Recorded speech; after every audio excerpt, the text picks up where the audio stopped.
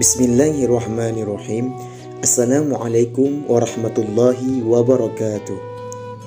Alhamdulillahirabbil alamin. Wassalatu wassalamu ala sayyidina Muhammadin wa ala alihi wa sahbihi ajma'in. Sahabat beriman, sungguh mulia akhlak Rasulullah sallallahu alaihi wasallam sepanjang hayatnya. Beliau menjadi suri teladan yang baik bagi umat manusia. Karena itu sungguh beruntung mereka yang hidup sezaman dengannya dan beriman kepada risalah yang dibawanya. Tidak ada orang yang membenci Nabi sallallahu alaihi wasallam kecuali hatinya tertutup dengki. Rasulullah sallallahu alaihi wasallam merupakan pribadi yang luhur. Walaupun sudah dijamin masuk surga, beliau tetap melakukan amalan-amalan secara wara', yakni penuh sikap hati-hati supaya terhindar dari segala yang haram. Suatu ketika menjelang wafatnya, Rasulullah sallallahu alaihi wasallam mengumpulkan para sahabatnya. Kepada mereka Nabi sallallahu alaihi wasallam menuturkan pesan, "Wahai kaum muslimin, sesungguhnya aku merupakan nabi, pemberi nasihat dan mengajak kepada Allah atas izinnya. Bagi kalian aku tidak berdaya seperti saudara yang sebapa dan seibu. Maka siapa saja di antara kalian yang pernah aku sakiti, bangkitlah dan balaslah aku sebelum datang nanti pada hari kiamat kelak," sabda beliau. Mendengarkan itu seluruh sahabat diam, tak berucap sepatah kata pun. 3 kali berturut-turut Nabi sallallahu alaihi wasallam menghimbau siapa saja di antara mereka agar membalaskan perbuatan yang pernah dilakukannya setimpal. Tiba-tiba berdirilah seorang sahabat namanya Uqashah. Dia lantas menghampiri Rasulullah sallallahu alaihi wasallam dan berkata, "Wahai Rasulullah, jika tidak engkau imbau orang-orang 3 kali, tentu tidak ada yang berani membuatku untuk datang kepadamu.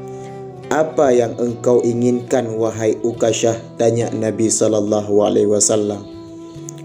Uqashah kemudian menuturkan kesaksiannya pada waktu perang Badar silam. Dia mengingat saat itu unta yang ditungganginya tiba-tiba lepas kendali sehingga mendahului unta Nabi sallallahu alaihi wasallam. Malahan Uqashah sempat sedikit keluar dari rombongan pasukan muslimin. "Ketika aku turun dari untaku dan mendekati ke arah engkau ya Rasulullah, saat itulah mendadak engkau mengayunkan cambuk sehingga mengenai tubuhku.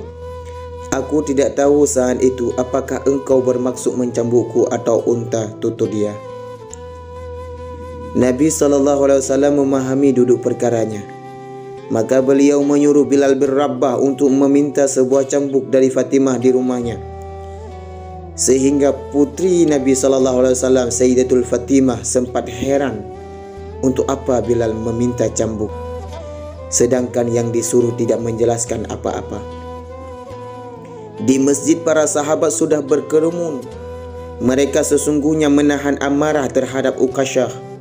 Mengapa pria ini sampai tega meminta qisas, yakni hendak menghukum Nabi SAW dengan cambuk? Namun Rasulullah SAW sudah bertindak tegas. Balasan sudah semestinya ditunaikan. Jangan sampai ada hal itu terjadi perkara di akhirat kelak. Ketika Bilal sampai, maka diserahkanlah cambuk itu kepada Uqashah. Abu Bakar dan Umar segera menghadang sahabat itu. "Wahai Uqashah, ambil cambuk itu dan biarkan aku yang dicambuk. Kami tidak rela engkau mencambuk Rasulullah sallallahu alaihi wasallam," kata mereka hampir bersamaan. "Duduklah kalian. Sesungguhnya Allah telah mengetahui kedudukan kalian berdua," perintah Nabi sallallahu alaihi wasallam. Tidak hanya Abu Bakar dan Umar, sebenarnya semua sahabat dan kaum muslimin di sana ingin menjadi pengganti Nabi sallallahu alaihi wasallam sebagai saran cambuk Uqashah. Namun Rasulullah sallallahu alaihi wasallam sudah menjatuhkan instruksi, "Uqashah, cambuklah aku.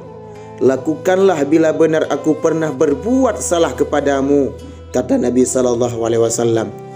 "Wahai Rasulullah, sewaktu engkau mencambukku pada waktu perang Badar, badanku saat itu tidak ditutupi kain terang Ukasyah lagi. Maka Nabi SAW pun melepas bajunya sehingga tampak kulit punggung dan perut beliau. Seluruh sahabat menampakkan wajah tidak suka akan perbuatan Ukasyah ini. Tiba-tiba Ukasyah melepaskan cambuk itu dan segera memeluk Nabi SAW dari belakang. Dia juga menciumi punggung Rasulullah SAW. "Aku ingin memeluk engkau ya Rasulullah, sehingga kulitku menyentuh kulitmu. Sungguh sebuah kemuliaan bagiku bila bisa melakukannya," kata Ukasyah yang kini berderai air mata. Para sahabat yang tadinya gelisah kini ikut dalam keharuan. Mereka memahami maksud Ukasyah yang semata-mata ingin memeluk erat sang insan yang paling mulia itu. Wallahu a'lam bishawab.